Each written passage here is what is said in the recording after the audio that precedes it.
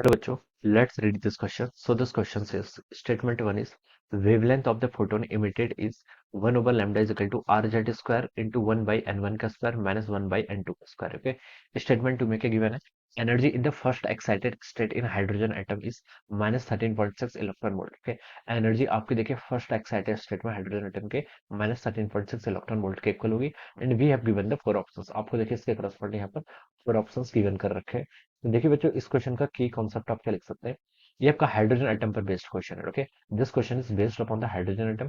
हमें देखिए यहाँ पर क्या बताना है, हाइड्रोजन एटम के करस्पॉन्डिंग आपके ट्रांजिशंस बताने हैं, जो आपके क्या होते हैं ट्रांजिशंस होते हैं, और या फिर वेवलेंथ जो एमिट होती है. और दूसरे में देखिए हमें क्या बताना है, आपको दूसरे स्टेटमेंट में आपको एनर्जी बताना है. ठीक है, एनर्जी कितनी होगी. ठीक है.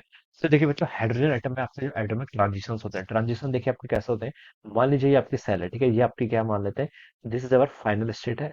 या फिर देखिए इसको आप क्या लिख लीजिए, फाइनल स्टेट डी. हम यहाँ पर डी एक्साइटेशन की करस्पॉन्डिंग देख रहे हैं. तो देखिए बच्चों, ये आपकी दो स्टेट्स हैं. ठीक है. अगर आपका ट्रांजिशन देखिए हाइट से लोअर की तरफ हो रहा है. ठीक है, किससे होता है आपका हाइट से लोअर की तरफ. ओके. इलेक्ट्रॉन इनिशियली आपका यहाँ पर था, इनिशियली से आपका फाइनली यहाँ पर पहुंच गया. ठीक है. तो इसे देखिए मैं क्या लिख सकता हूँ, ये आपकी यहाँ पर जो एनर्जी होगी मैं इसको ई आई लिख लेता हूँ, और यहाँ पर आपकी एनर्जी कितनी लिख लेता हूँ, मैं ई एफ लिख लेता हूँ. ठीक है. इलेक्ट्रॉन्स के पास इनिशियली देखिए इतनी एनर्जी थी, फिर क्या हुआ आपका डी एक्साइट होकर आपके इस ग्राउंड लेवल पर आ गया. ठीक है. ई एफ यानी कि आपका फाइनल स्टेट. इसको हम आई लिख सकते हैं, इसको हम क्या लिख सकते हैं, एफ लिख सकते हैं. ओके. तो देखिए इस पर इलेक्ट्रॉन्स ने क्या करा होगा, एक फोटोन रिलीज किया होगा. ठीक है. अगर देखिए इलेक्ट्रॉन्स क्या कर रहा है, डी एक्साइट हो रहा था, तो ये क्या करेगा, फोटोन रिलीज करेगा. और जो फोटोन रिलीज करेगा उसकी एनर्जी कितनी होगी, उसकी एनर्जी देखिए फोटोन की एनर्जी कितनी होती है, एच एफ के इक्वल होती है, या फिर हम इसे लिखते हैं h c by lambda. This is the energy of the photon. ठीक है. ये किसके इक्वल होने चाहिए, it should be equal to the E I minus E F के इक्वल. ठीक है.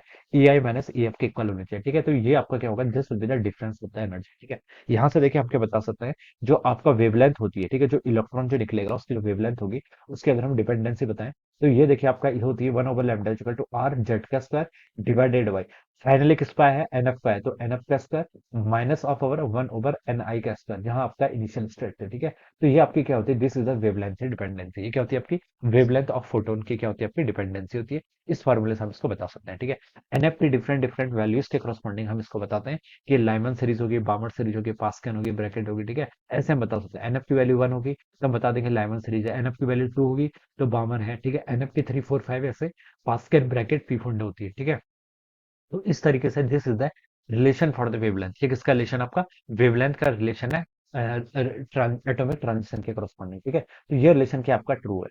ठीक है. अब देखिए यहाँ पर स्टेट और स्टेटमेंट वन में क्या दिया है, wavelength of the photon emitted is 1 over lambda equal to R Z square into 1 over N one का square minus 1 over N two का स्क्वायर. ठीक है. ये स्टेटमेंट मतलब यही दिया हुआ है. ठीक है. एन वन क्या आपका, एन वन को आप देखिए यहाँ पर एन वन लिख, एन एफ को एन वन लिख सकते हैं, एन आई को क्या लिख सकते हैं, एन टू, कुछ भी लिख लीजिए. ठीक है.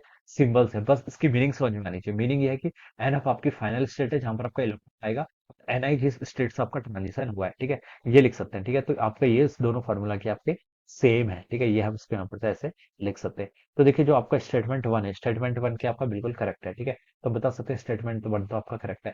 सेकंड में देखिए आपको एनर्जी बतानी है. देखिए हाइड्रोजन आइटम के करस्पॉन्डिंग जो आपकी एनर्जी होती है वो कैसे लिखते हैं, वो तो आपका minus 13.6 Z square by N square electron volt. Okay.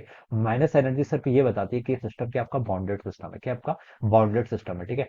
But potential energy negative होने का क्या मतलब है, आपका बॉन्डेड सिस्टम है. ठीक है. तो ये हम बता सकते हैं. ठीक है. टोटल एनर्जी भी इसकी नेगेटिव है, इसका मतलब आपका बॉन्डेड सिस्टम है.